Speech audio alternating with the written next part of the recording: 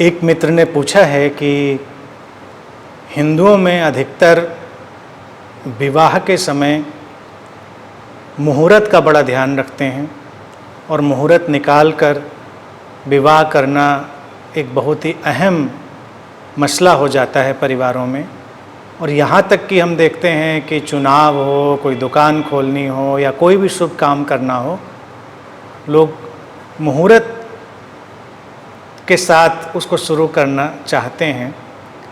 तो ये कितना उचित है, इसमें कोई मूल्य है या नहीं है, इस पर आप कुछ कहें।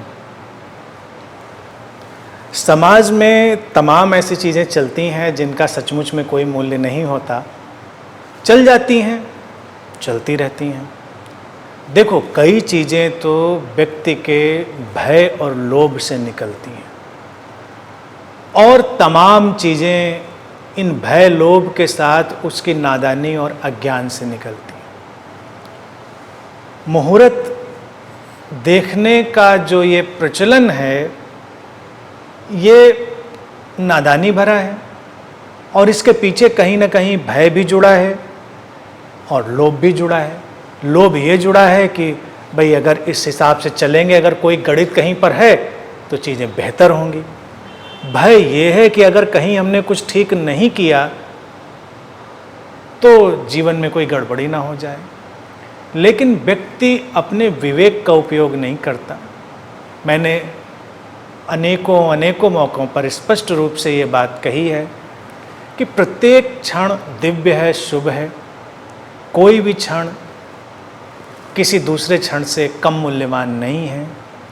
शुभता अशुभता इन क्षणों की ये व्यक्ति का केवल मानसिक प्रक्षेपण है, मेंटल प्रोजेक्शन है। देखो, अगर विवाह में मुहूर्त के साथ और इन शुभ घड़ियों के साथ लोग चुनाव करते हैं, व्यक्ति को देखो अपने विवेक का उपयोग करना चाहिए। इतने विवाह होते हैं जो कुंडलियां मिलाकर होते हैं, मुहूर्त देखकर होते हैं, तो सोचना चाहिए क्या सारे विवाह बड़े अच्छे परिणामों में जाते हैं और सारे विवाहों में जो डिजायर्ड हैप्पीनेस और डिजायर्ड सारी चीज़ें होती हैं वो आ जाती हैं क्या? ऐसा तो नहीं दिखाई पड़ता।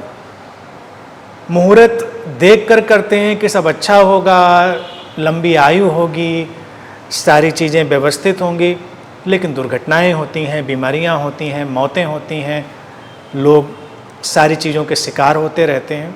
ये तो किसी के हाथ में नहीं है। मुहूर्त देखें ना देखें उससे तो कोई फर्क नहीं पड़ता। व्यक्ति अगर अपने विवेक का उपयोग करेगा तो उसको लगेगा कि कोई इससे हासिल तो हुआ ही नहीं।